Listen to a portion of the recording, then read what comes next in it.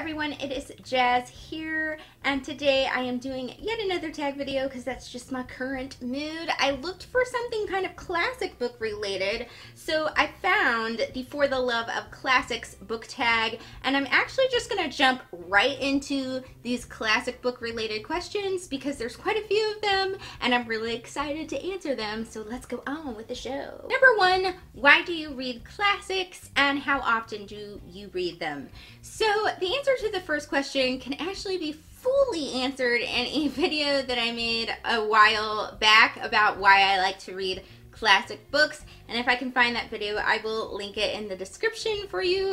But 2 points that I made in there. First one is that classic books are actually written from the exact perspective of the people living in that actual time period where the book is set, or at least most classic books are. So you're actually getting the thoughts and feelings and cultural experiences of people that lived in that time period, and that is super cool. Another thing that I really think is cool is that a lot of our modern stories and genres were influenced by classic literature. Like a lot of genres and different kinds of plots that we are really familiar with modern days wise were developed from things like Shakespeare or Jane Austen, or just sci-fi and fantasy probably wouldn't exist without people that were innovative and thinking outside the box and doing really cool classic lit. So I think that's a really cool element and a really cool benefit to reading classic literature. I feel like I don't read classics as often as I did when I was a kid and a teenager because I just had more time to focus on reading them, but I still really enjoy reading them. I try to read at least 5 classics a year. Sometimes though, I don't always read new classics because I just end up rereading the ones that I already love, and I'm working on that. I gotta read more new to me classics. I know it. Number 2, what is a period / country / culture that you haven't read many classics from and would like to? I would really love to read more classic literature written by people of color, not just African American, but any kind of people of color that I could find. And the only reason I think I haven't read many of those is because they are really emotionally hard for me to read. Like I have to be in the mood to like live there in the darkness because a lot of sad things happened to people of color over time. I do really want to get to at least a couple of those in the future. Number 3, which modern book do you think will be a classic 100 years from now? I thought of 3 off the top of my head that I kind of hoped would be classics. One is Suzanne Collins's The Hunger Games. It seems like dystopians do tend to be classics, and this is a dystopian series, so I think it does have some things worth chatting about if it is a classic 100 years from now. Holes by Louis Sachar. It's great children's literature, and it is also children's literature that really makes you think. Also would like something like The Perks of Being a Wallflower by Stephen Chbosky to be a classic as well. Number 4, what was the last classic book that you read? And the last classic book that I read was The Light Princess by George MacDonald. This is a Scottish fairy tale kind of story, and I believe it was written sometime in the mid-1800s. Number 5, what is the first classic that you ever read? I actually had to think long and hard about this because this was a long time ago, and I thought, well, the first sort of books that I could read were Dr. Seuss books, like the traditional Dr. Seuss books, which are kind of classics, but I brainstormed my first chapter classic book and came to an interesting conclusion. And my first classic book, I believe, was Anne of Green Gables by L.M. Montgomery. The reason I finally recalled that this was probably my first chapter classic book was that I watched the miniseries like obsessively, because that was like me and my mom's thing. We would watch the Anne of Green Gables miniseries all the time and just binge watch that bugger. And so when I had to do some kind of project or report for school and this book was on the reading list to read, I was like, I'm reading the book finally. So I got the book, I read the book, loved it, and then proceeded to ask my mom if I could dye my hair red. Which she is really cool, and she did let me do that. She got some hair dye, dyed my hair red, but I didn't understand back then that when you have dark hair, you have to use like the right kind of dye to make the red hair thing happen. I had a brown with a slightly red sheen, and of course nobody noticed my red hair, and I was kind of like bummed. But then this one kid in the 3rd grade class dropped all his books suddenly, scaring everyone, and he was like, oh my gosh, your hair's red. And I was really proud because I was like, I look like Anne Shirley, and he noticed. It's a hilarious story. Now we know why Jazz is obsessed with this book series and this book and just red-haired characters in general. Number 6, what is your favorite classic book cover? So what you all may or may not know about me is that I've made it my goal in my life to collect all my favorite classic books in cool editions. So I have like a ton of favorite book covers, but I kind of went through and picked out 3 of my super favorites, I guess.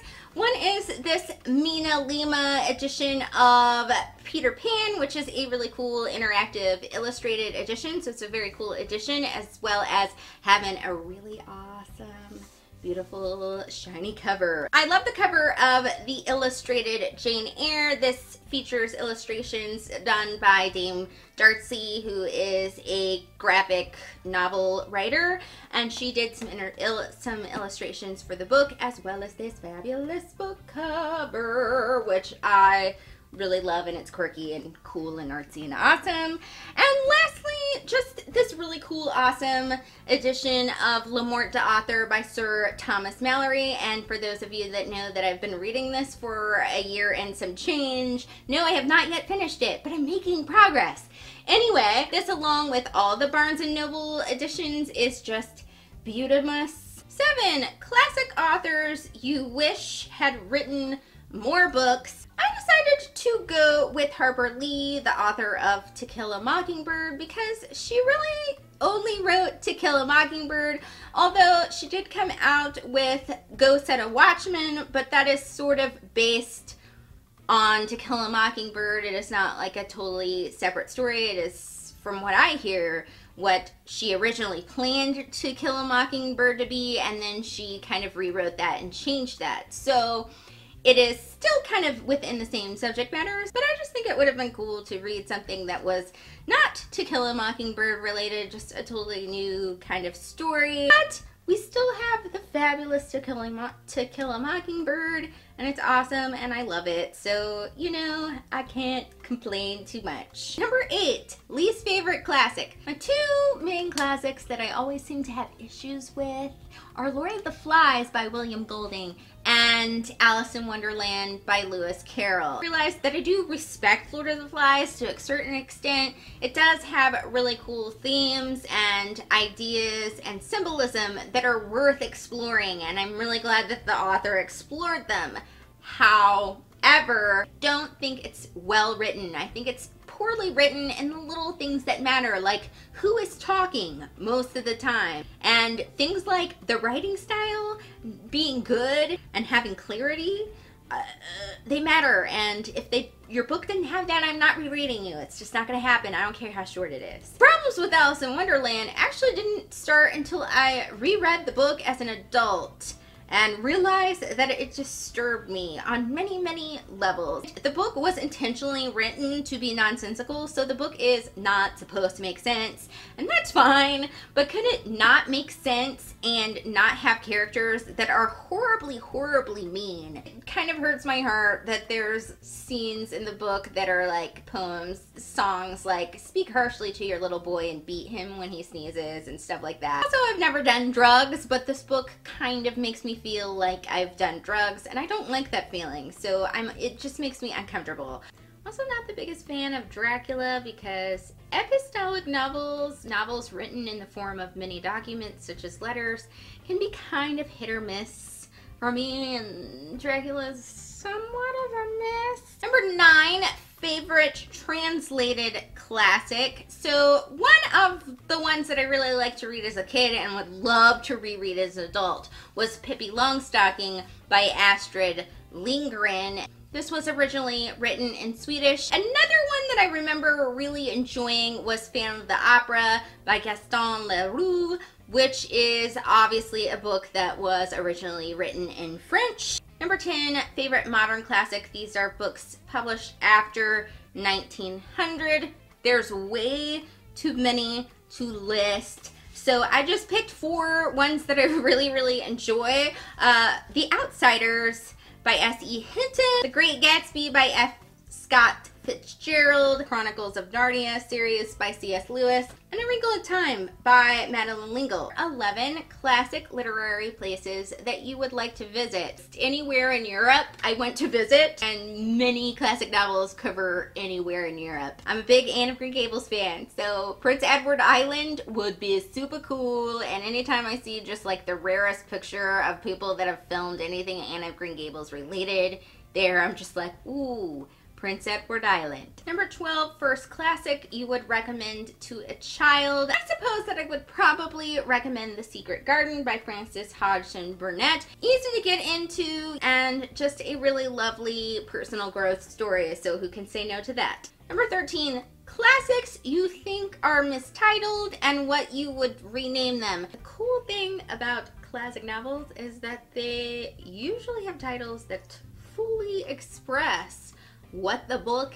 is about. Tess of the D'Urbervilles is about Tess of the D'Urbervilles, and Pride and Prejudice is basically centered around people with pride or prejudice. And you know, The Strange Case of Dr. Jekyll and Mr. Hyde is, well, that. Wuthering Heights is set in Wuthering Heights, and then there's just the ones with cool titles, like A Study in Scarlet, which is the first Sherlock Holmes novel. That's just a cool title. Why mess with it? So I don't think I've read one where I thought, this title needs to be changed. But then, of course, I have not read every classic novel in the world, so maybe one will hit me and I'll be like, no, they need to change that title. Number 14, what is a classic book that you would recommend for everyone? So I'm pretty adamant about continuously recommending Anne of Green Gables, Jane Eyre, and The Outsiders to everyone, and I do this so constantly that I'm going to try to pick 2 different books